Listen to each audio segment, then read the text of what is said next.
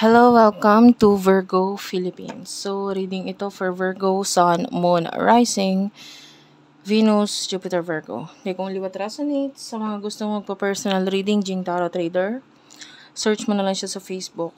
And yeah, let's start your reading. By the way, if you want, nag-offer ako ngayon ng astrological reading, natal chart reading if you want to know more about your natal chart, kung sino yung future na person na para sa'yo, future husband or wife. And additionally, yung kasama yung tarot advice sa huli ng astrological reading for only 1,500. Mag-email ka na lang sa Virgo Philippines for other mode of payments, kasi nakalagay dito is PayPal pero maybe ngayon mag-start akong mag-accept ng ibang mode of payments kasi marami nag-i-inquire about that. And of course,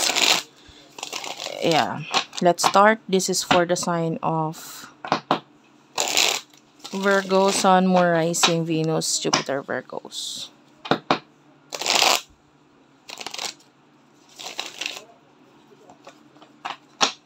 Anong meron sa ating mga Virgo? Sun, Moon, Rising, Venus, Jupiter, Virgos. Okay, Virgo.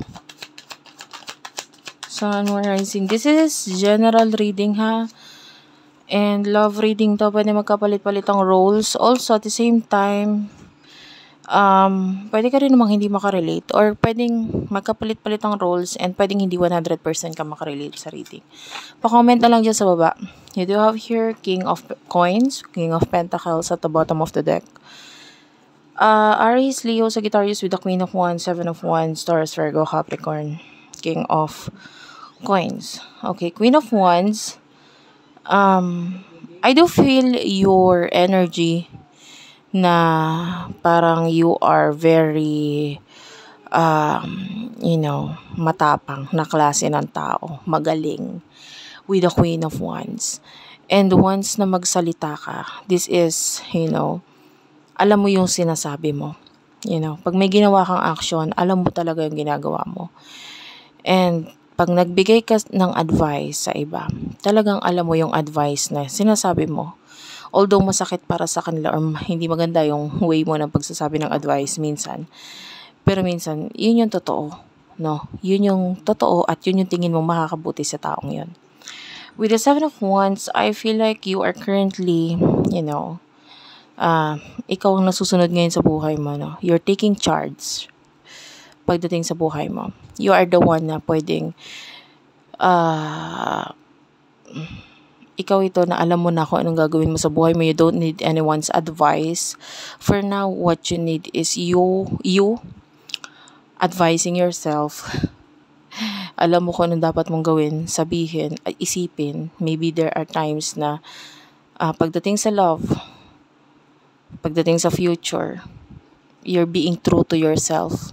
Maybe some of you are ending something na maybe may kinalaman sa spirituality, kasi this is more like a person na naka-focus sa realidad, and this is you.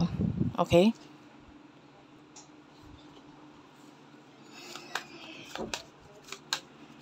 Okay, kunin natin yung main energy ng person na naka-connect mo. Ten of Wands. Okay. The Wheel of Fortune, the Ace of Coins. Medyo nakakita ko ng person na busy, maraming obligasyon, maraming ginagawa, maraming responsibilidad. I feel like there's some kind of changes na nangyayari sa kanya ngayon. Maybe something to do with the new beginning, new beginning with regards sa career. Some kind of ending ang pwedeng nangyayari sa kanya. Pwedeng may paglilipat ng tahanan, ng tirahan. If ever you're dealing with someone na nangungupahan, yan, pwedeng ganun. But, take only what resonates. The world is here. This could be a person who is malayo sa'yo. Could be my distance sa inyo na pwedeng to the point na nasa ibang bansa, pwedeng ganon. And with the Nine of Swords, this person is currently facing a lot of troubles, problems, stress na pinagdadaanan ngayon. And yeah, maybe dahil dito sa mga pagbabagong nangyayari ngayon sa buhay niya. What is the situation sa inyong dalawa? Anong sitwasyon sa inyong dalawa ng taong ito? Take only what resonates, guys. The Eight of Swords. Both of you or one of you could be currently stuck sa isang situation, sa isang maybe relationship para sa iba. And with the this is the Seven of Cups. Nandun yung daydreaming, pag-iisip. Dito sa person na ito, maybe you are doing something and then hindi mo mapigilan na there are times na naiisip mo tong taong ito. And then, vice versa, pwedeng itong person na ito, ganun din. May naiisip din siya or naiisip ka din niya. And ano yung emotions ninyo sa isa't isa? You do have the Three of Wands, the Temperance, and the Two of Wands. Emotion ng taong ito para sa'yo. I'll get 3 cards. Yan, 3 na yung lumabas. You do have the King of Coins, the Eight of Coins, and the Five of Swords. So, currently, you are focusing on your plans. May mga plano ka. Pagdating dito sa person na to, you're being patient. Hindi ka nagmamadali. During this time, na doon yung desire mo sa person na ito, pagka gusto mo sa kanya. But, you know, you miss this person, pero hindi naman para ipilit mo yung connection eh. Alam mo yun. Maybe miss mo siya, pero hindi para, you know, hindi para ipilit mo ang sarili mo sa kanya. If you feel like your person is happy, then so be it. Sige, masaya siya. Diba? Pagdating sa person na ito, could be dealing with a person who is workaholic, focusing on money. With the Five of Swords, masyado siyang stress at saka marami siyang pinagdadaanan na hindi maganda ngayon, na changes sa buhay niya. Maybe regarding love, children, regarding sa kanyang mga bagay na hindi niya magawa, which is gusto niyang gawain. So, may mga challenges doon. And there are a lot of pagbabago na nararanasan itong person nito na hindi niya gusto yung mga pagbabago na yon. So, marami siyang realizations ngayon sa buhay niya. With regards to you,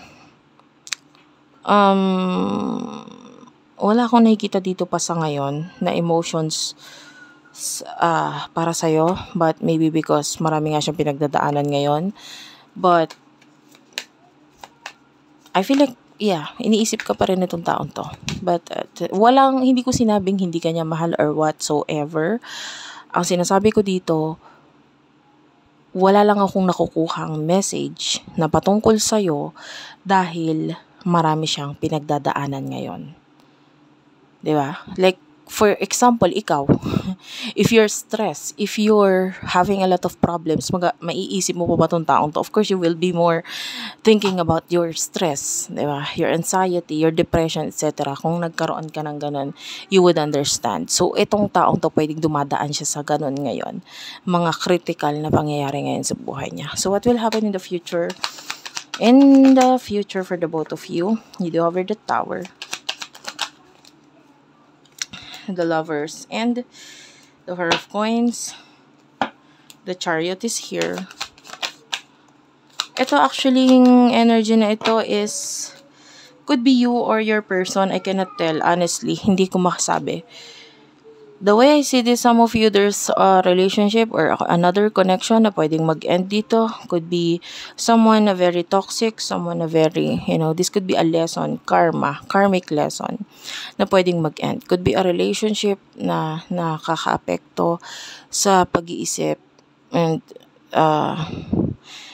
nagkakos ng depression sa kanya or sa'yo. Whoever this person dealing with the Devil, Capricorn energy, whoever this person dealing with someone who is manipulator, very toxic, nakakita tayo ng ending doon. Maybe because hindi na nagkakaroon ng saysay ang kanilang relationship. And sabi ko nga, pwedeng ikaw yon kung ikaw ay currently in a relationship na hindi masaya.